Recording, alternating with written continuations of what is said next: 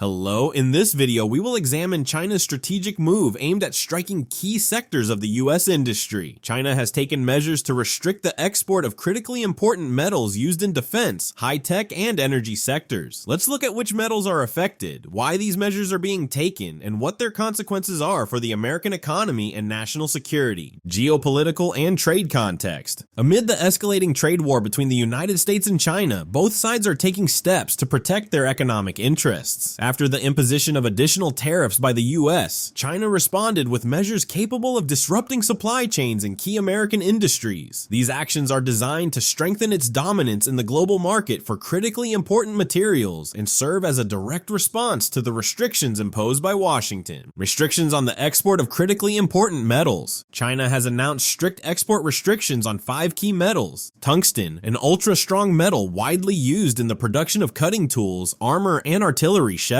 In the US, a significant portion of tungsten is used to manufacture superhard carbide, which is essential in metallurgy and construction. Indium, an important component in the production of thin films used in smartphone displays, televisions, and other electronic devices. Bismuth used in alloys as an additive in metallurgical processes and also applied in medicine. Tellurium used in solar panels and in the production of materials for computer chips, which is critical for high-tech applications. Molybdenum, a key metal for strengthening and increasing the heat resistance of steel, also used in lubricants and catalytic processes. The new measures require obtaining an export license for products related to these metals in order to protect China's national interests. This information is corroborated by Reuters' report on the implementation of export controls on these metals. Additional measures in the high-tech sector.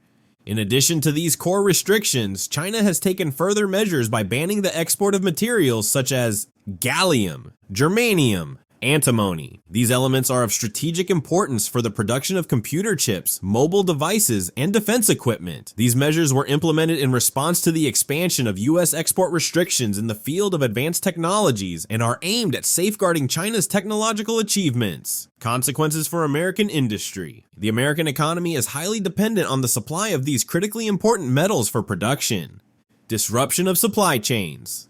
Export restrictions can lead to interruptions in the production of chips, automobiles, electronics, and defense equipment, resulting in delays and reduced productivity. Rising costs. A shortage of the necessary materials will drive up their prices, which will ultimately increase the final cost of products and reduce the competitiveness of American companies.